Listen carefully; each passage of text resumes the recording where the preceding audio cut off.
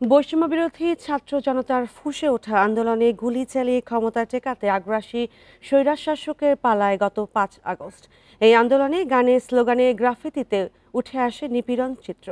যে হাত গুলি করে সে হাত ভেঙে দাও, এর পাশাপাশি বুকের ভেতর অনেক ঝড়, বুক পেতেছি গুলি কর, এর মতো স্লোগান ছিল। তোমার ভয় দেখিয়ে করছো শাসন, জয় দেখিয়ে নয়, এর মতো গান।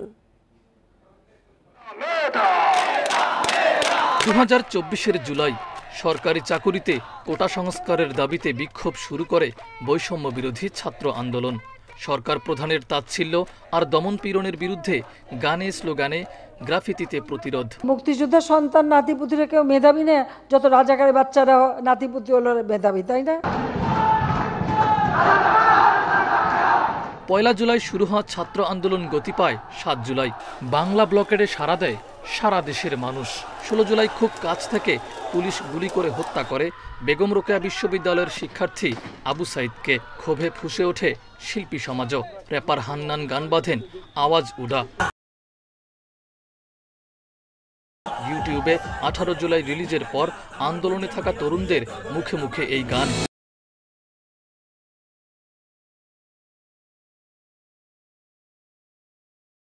রাজপথে প্রতিরোধের সময় শূন্য ব্যান্ডের ভাগো গানটিও ছিল আলোচনায়। গ্রাফিতিতেও ছিল এই গানের কথা। জাতীয় কবি কাজী নজরুল ইসলামের কবিতা গান প্রেরণা জুগিয়েছে আন্দোলনকারীদের। ঢাকা ও ঢাকার বাইরে সবখানি বেজেছে নজরুলের গান, শিকল পরা ছল।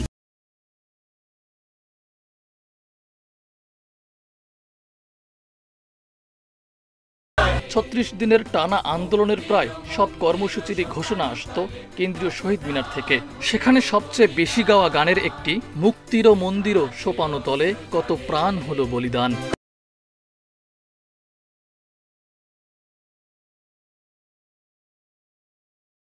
ক্ষমতা আঁকড়ে থাকতে ছাত্র জনতার রক্তস্রোত বইয়ে দেয়া পতিত নিপীড়কদের বিপক্ষেও ওঠে নানা স্লোগান। বিক্ষোভ দমনে ইন্টারনেট বন্ধ করে ক্র্যাকডাউন চালানোর পাশাপাশি হেলিকপ্টার থেকে গুলি আর বাসায় বাসায় তল্লাশি।